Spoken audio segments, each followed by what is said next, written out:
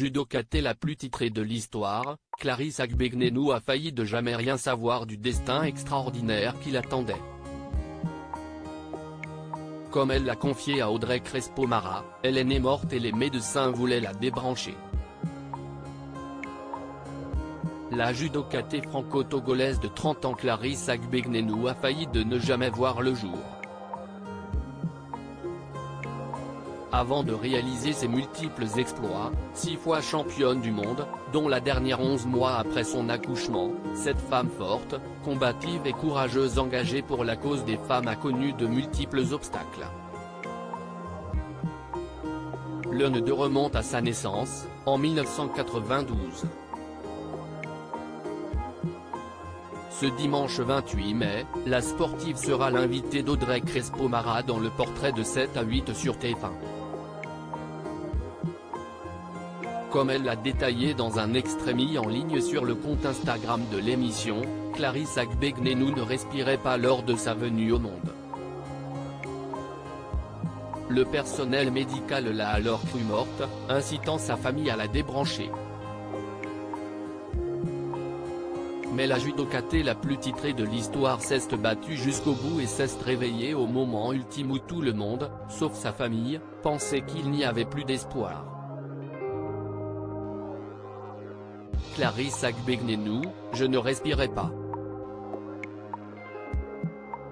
Ils m'ont réanimé, mais ils ont dû m'opérer, et derrière, je suis tombée dans le coma. Ils ont dû m'opérer et me réanimer parce que j'avais un rein qui était mal formé, a détaillé la championne. Des photos d'illustration accompagnent le portrait. On y voit un bébé prématuré très fragile, relié à des nombreux fils qui le tiennent artificiellement en vie. Il s'agit de Clarisse Agbenienou, séparée de sa mère pendant 1 ou 2 mois après sa naissance. Je ne respirais pas. Ils m'ont réanimé, mais ils ont dû m'opérer, et derrière, je suis tombée dans le coma. Donc née morte, réanimée, tombée dans le coma quelques semaines.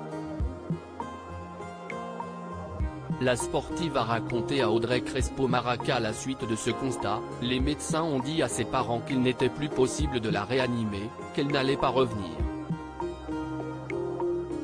Mais ces derniers n'ont pas voulu renoncer, mes parents disaient non, attendez encore quelques jours, elle va revenir, vous allez voir.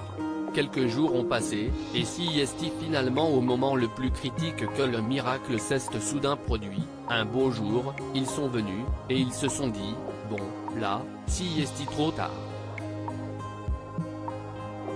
Et si est le jour où j'ai respiré. Il était temps, ils ont failli me débrancher, confie Clarisse Agbenienou.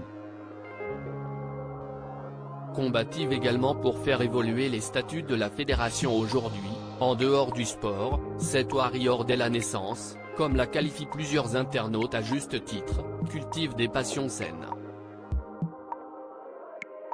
Je suis dopée à l'allaitement de ma fille, à son parfum, à la sentir, précise-t-elle notamment, un sourire radieux attestant de toute la joie de cette complicité avec Athéna, sa petite fille. 10 mois seulement après avoir accouché, la jeune maman indiquait sa volonté d'être accompagnée par son trésor. Elle sera partout avec moi, déclarait-elle juste après les championnats du monde de Doha. Elle avait réussi à faire changer les statuts de la fédération. Désormais, les enfants de moins d'1 an peuvent accompagner leur mère dans les salles d'échauffement, ce qui n'était pas le cas avant. Une évolution nécessaire, ouvrant ainsi la voie à de nombreuses autres sportives qui avaient récemment repris leur carrière après être devenues mères, acquises grâce à la combativité de Clarisse Agbenienou. Views post on Instagram à post shared by Audrey Crespo-Mara @AudreyCrespom.